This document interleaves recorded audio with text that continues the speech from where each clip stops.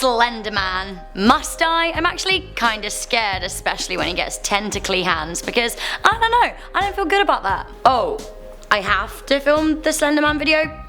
Okay, maybe I will, but Hello and welcome back to Most Amazing Top 10. I am your host Rebecca Felgate, and today we're talking about the top 10 scary Slenderman urban legends. Yeesh. Before we get into this video, why don't you leave me a comment and let me know if you believe in Slenderman. Also, while you're there, why not click on that thumbs up button. Also, if you guys want to connect with me after the video, the link to my Instagram is in the description box, but I do not want to hear anything about Slenderman. Keep him away from my Instagram, keep him away from my life. Okay, let's do this because I have to. Coming in at number 10, we have Slenderman eats babies. I don't like this version of the Slenderman story, categorically. This story comes from a dream a girl had repeatedly between 2003 and 2005 when she was aged between 13 and 15, so she must be like my age now. Now this was some years before Slenderman went viral, making her story even spookier. She said she had a recurring dream about running through trees with moonlight spilling through. She stops, looks down, and sees she is carrying a newborn baby girl. When she looks up, she sees a man with no face with his arms out wide. The man is oddly slender, some may call him a slender man. She said he had curly hair, which is a bit different from the usual description. The girl says in the dream that she hands him the baby and a hole opens up in his non-face and then kind of stretches out like putty. He then takes the baby and consumes it. The girl then runs away and brings him yet another child. So scary. So maybe Slenderman comes to you in your dreams and eats sacrilegious babies. Cool. Coming in at number 9, we have what happens when you Google Slenderman. Basically, Huns, don't Google Slenderman, or if you do, maybe just have a quick browse of the Google images and a good little laugh and move on with your life. Don't you research him too hard, as you may not like what you find.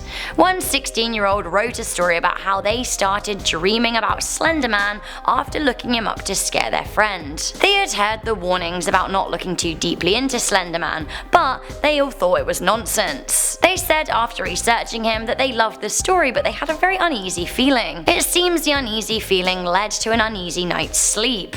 The teenager's parents said that they had been sleep talking for hours in the night. On another evening, he felt watched as he went to sleep. He then had a very vivid dream. He drew what he saw in his sleep, and this was the drawing. Creepy. He also said that following the dream, he drew an operator symbol and taped it to his door, and since then, he hasn't had any more dreams. However, he has had a perpetual stuffy nose and sometimes gets fierce headaches. He also says that his phone shuts off unexpectedly. Is he being haunted by Slenderman? Coming in at number 8, Slenderman is Voldemort. What? The world of Harry Potter and internet creepypastas are colliding here. An 18-year-old girl wrote about her experience spotting Slenderman or Voldemort when she was 15 in Oklahoma City. She said her and her friend were out getting snacks from the 7-Eleven and they spotted a very tall, thin, extremely pale figure in the park. Her and her friend kept referring to the figure that they had seen as Voldemort. They talked about it for years, convinced that they'd seen the Dark Lord.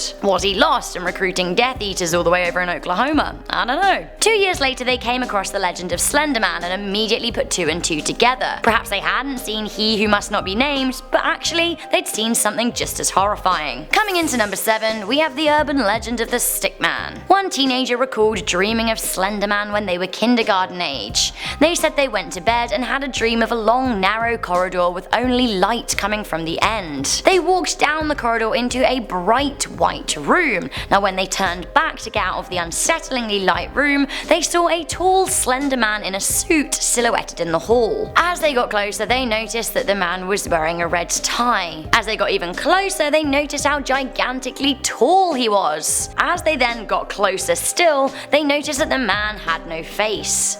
The kids screamed and screamed and screamed until they woke up. They noticed that the clock was 12:57 and that their dad was next to the bed looking worried. When their father asked if they were okay, the kid calmly replied, "Tall stick man." Scary. My one gripe with this story is, can many 4-year-olds read the time? I don't know. Coming into number 6, we have the origin of Slenderman. Okay, so we've talked a lot about what a death-bringing creep Slenderman is, but where did he actually come from? I may actually have an origin story for you here. On a website called Play with Death, I found a story about where old Slens may have come from. They say that he was once an American man who was tortured to death.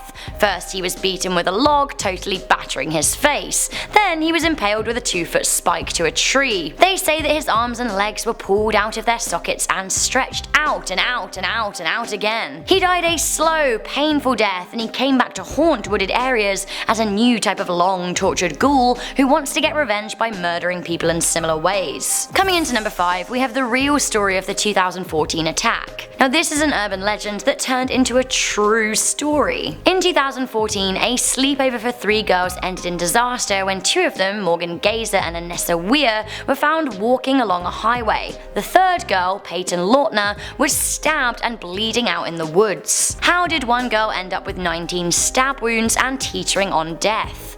Well, Morgan and Anissa said that they stabbed their 12-year-old friend because they were afraid of Slenderman. They said they'd seen him in the woods near Waukesha in Wisconsin, and that if they didn't stab their friend, Slenderman wouldn't let them live with him, which is what they wanted, and worse still, as they'd seen him, he would come and kill their families in 3 seconds. It seems the 2 teenagers had become obsessed with Slenderman, making the mistake of researching him. They wanted to become his proxies and live with him in the woods, but the only way they'd be allowed to do that is if they made a human sacrifice. The girls plotted to kill their friend for months before the attack happened. They really and truly believed in Slenderman. Coming into number 4, we have the Gravity Falls abduction. According to urban legend, Slenderman is making his way into mainstream media in order to brainwash vulnerable kids and teens. He has been spotted in the background of a number of shows. In 2012, eagle-eyed viewers spotted Slenderman in an episode of Disney's Gravity Falls. This scary bringer of death can be spotted in the background of an episode. Dipper and Mabel are in the woods, obviously, and Slenderman can be seen lurking behind them.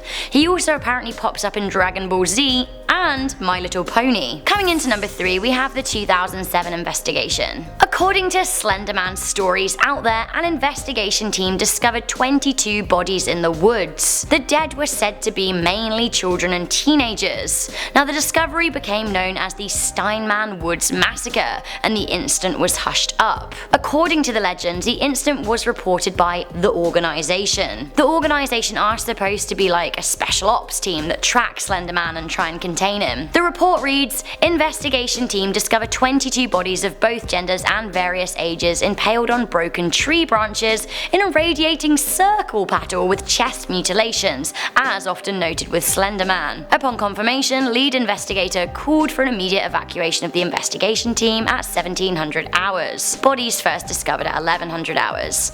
Deadline for safe evacuation of team with only viewed physical evidence of Slenderman approximately 1730. Now unfortunately, they lost contact with their team at 1725. A second investigation team then reportedly recovered a camera equipment a week later. I don't know what happened from there, it's all very hushed up. This is all we know about the Steinman Woods Massacre. Coming into number 2, we have the school fire story. Slenderman is not only a child abductor and possible baby eater, he's also an arsonist, according to this urban legend. It seems this image was found in the Sterling City Library. We see a scary man under a tree creeping up behind some kids. Oh, and he has tentacle arms like blooming Slenderman. He is also wearing a suit which fits the profile. Now, you can't see any facial features, but he does look like he has a bit of a hairdo on him. The photographer and 14 children have been missing since 1986. Now the library that this image was recovered from burned down. Want to see a picture from the fire?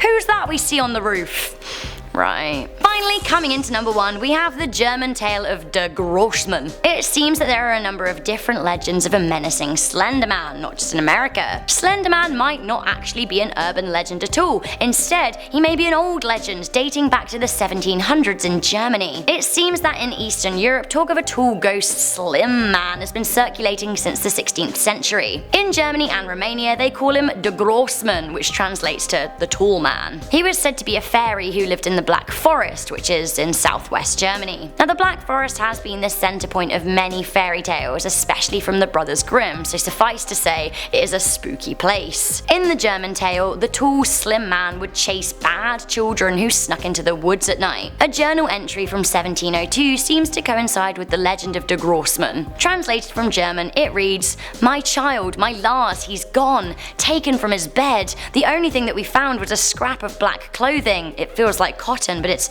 softer, thicker. Lars came into my bedroom yesterday screaming at the top of his lungs that the angel was outside. I asked him what he was talking about, and he told me some nonsense fairy story about de Großmann. He said he went into the groves by our village and found one of my cows dead hanging from a tree. I thought nothing of it at first, but now he's gone. We must find Lars and my family must leave before we're all killed. I'm sorry, my son. I should have listened. May God forgive me." Wow. A stirring story indeed. So guys, that was the top 10 scary Slenderman urban legends. Which of these did you find the scariest? Before I go, I just want to very quickly read some comments from one of my most recent videos. Now, I'm reading some from a top 10 scary haunted train urban legends video, which, you know, pretty good.